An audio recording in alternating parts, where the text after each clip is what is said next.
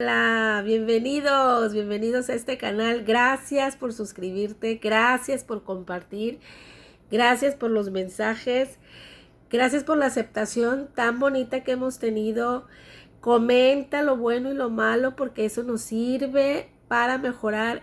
Recuerda que estamos trabajando para ti.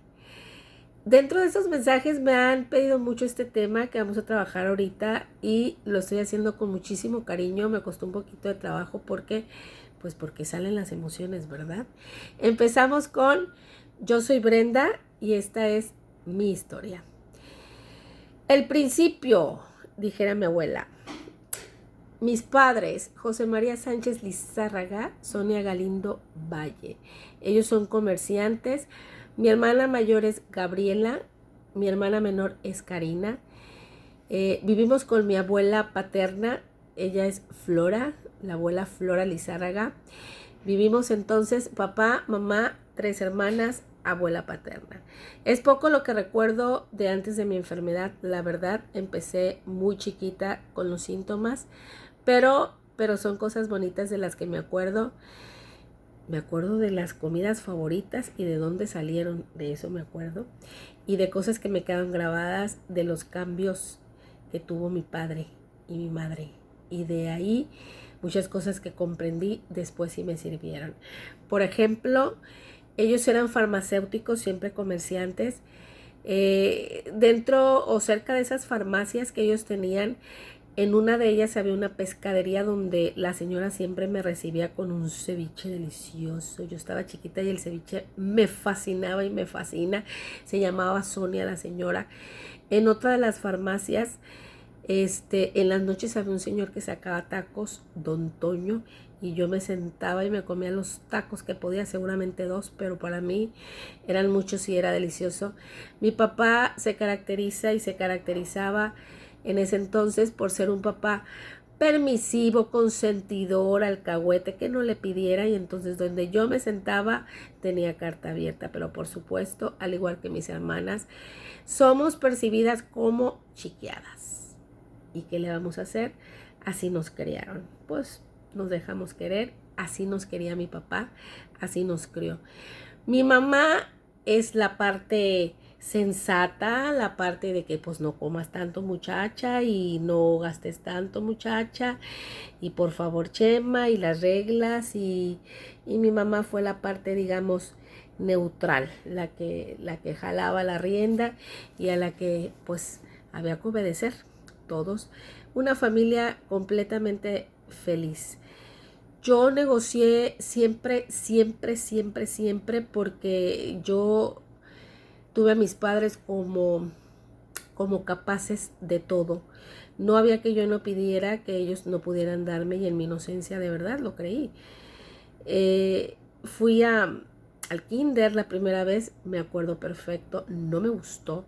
Se me hacía muy difícil que me dejaran ahí, me sentía como abandonada porque ese kinder, los kinder en los que yo estuve eran cerca de los negocios de mi papá y mi mamá. Y se me hacía muy, muy feo, la verdad, que me dejaran ahí y ellos enfrente, así como, ¿por qué? Sí, porque estaban ellos tan cerquita y yo ahí, pudiendo yo entrar y comerme una esquimal que mi papá vendía, ¿verdad? Una mate esquimal, me fascinaba. Me escapé del kinder, era tanto era tanto mi sentir que yo podía, pues, que yo todo podía, que todo se negociaba y que no había límites. Yo desde chiquita me escapé, no sé cómo, no sé, la verdad no me acuerdo cómo le hice. Yo creo que en ese tiempo podía brincarme porque pues, seguramente me brinqué por algún lado, no sé. Llegué al negocio de mi papá que estaba muy cerquita y lejos de recibirme con un esquimal, mi mamá me recibió con la escoba. Me metí una ching. Me regresó y entonces yo me dolía mucho que veía que mi papá pues no hacía nada. Entonces fue la primera vez que entendí que no todo era negociable y el kinder era una de ellas. Poco a poco ahí en el kinder, que es de lo que yo más me acuerdo, empecé a sentir esos cambios que al principio eran un cansancio recurrente cada vez me costaba más respirar. Me hacían como ahorita en la parte de educación física, brincábamos las llantas y a mí me costaba mucho trabajo. Me fascinaba y dejó de gustarme porque a la tercera llanta yo ya no podía respirar y era una sensación muy fea. No la podría explicar, pero parece que la estoy sintiendo. Nunca se me va a olvidar esa sensación. El no poder respirar era algo que no comprendía. Yo creo que llegué a comentarlo con los maestros y con mis papás, pero al principio como fue tenue, a lo mejor no me creyeron porque la verdad yo sí era muy exagerada. O sea, sí, la verdad. Me gustaba el reflector y esas cosas y era pancherita pues. Entonces probablemente no me creyeron, no sé. Poco a poco o muy rápido más bien, las cosas se fueron complicando y ese sentimiento de ahogarme cada vez fue más fuerte.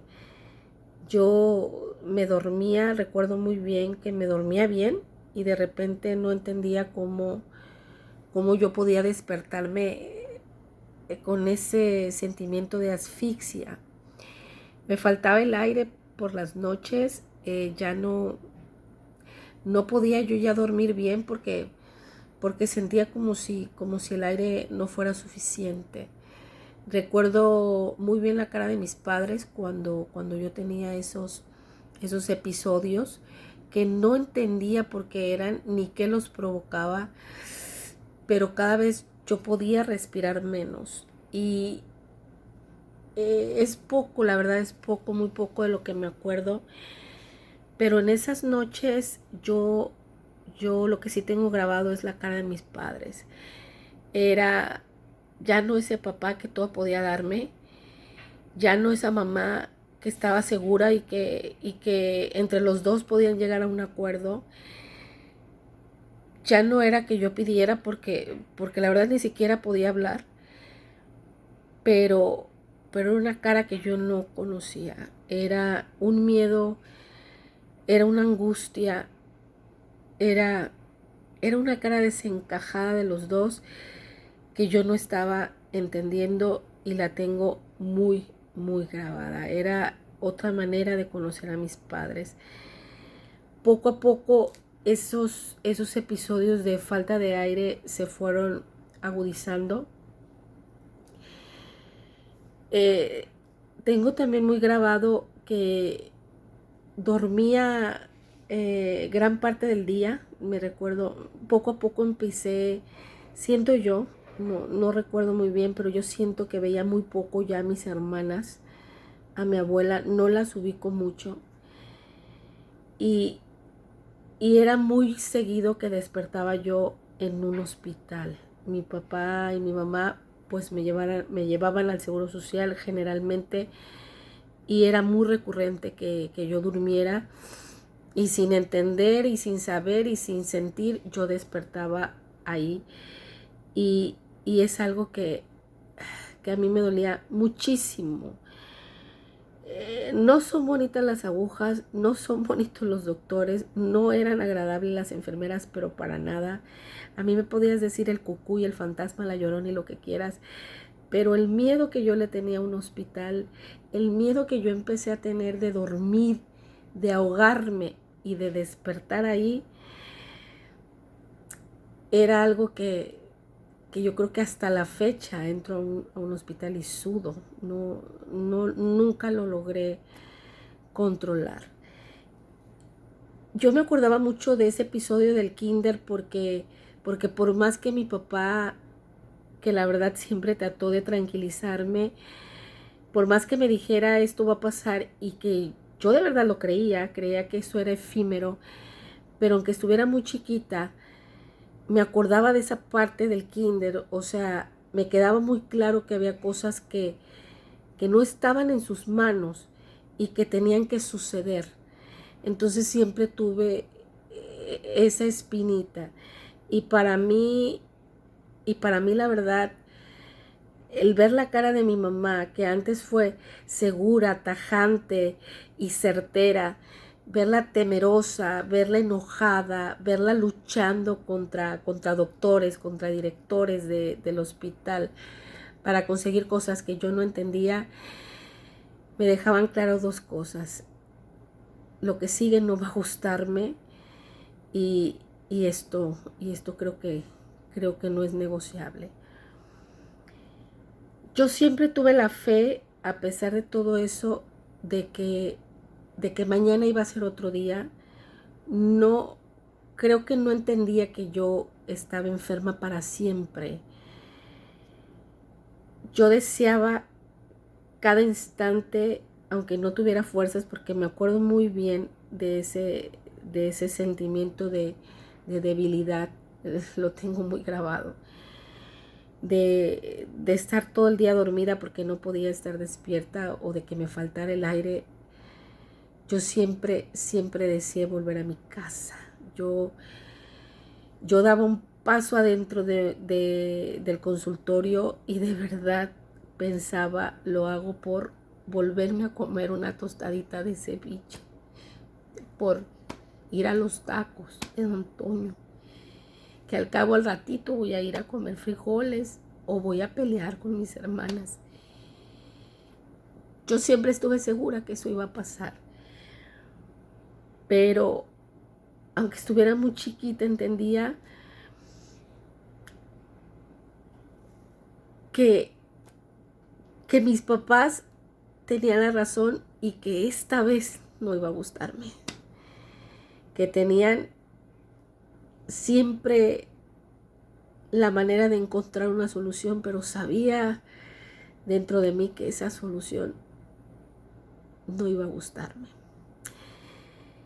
Hoy sé que mi mamá peleaba mucho por un traslado, yo no lo sabía, no sabía por qué ella discutía con los directores y ahí en las cuestiones del seguro, porque quería un traslado a otro lugar, a un mejor, quería el diagnóstico y un mejor tratamiento y no se lo daban, porque yo estaba desahuciada, obviamente por diagnósticos erróneos.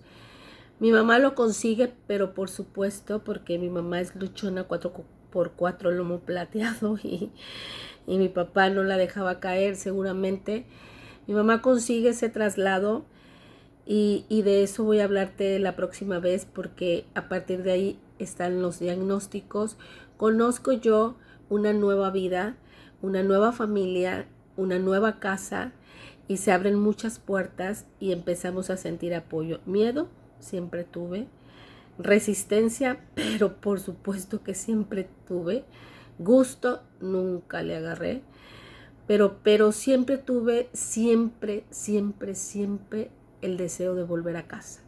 Y yo creo que con eso me quedo, con la familia que tengo, con los padres que Dios me dio, porque son seguramente los que me levantaron.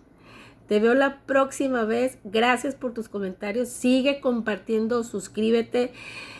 Búscame en Instagram, Brenda Elizabeth Galindo, y también en TikTok, aunque es otro modo, pero ahí también estamos. Brenda Elizabeth Galindo también. Muchísimas gracias.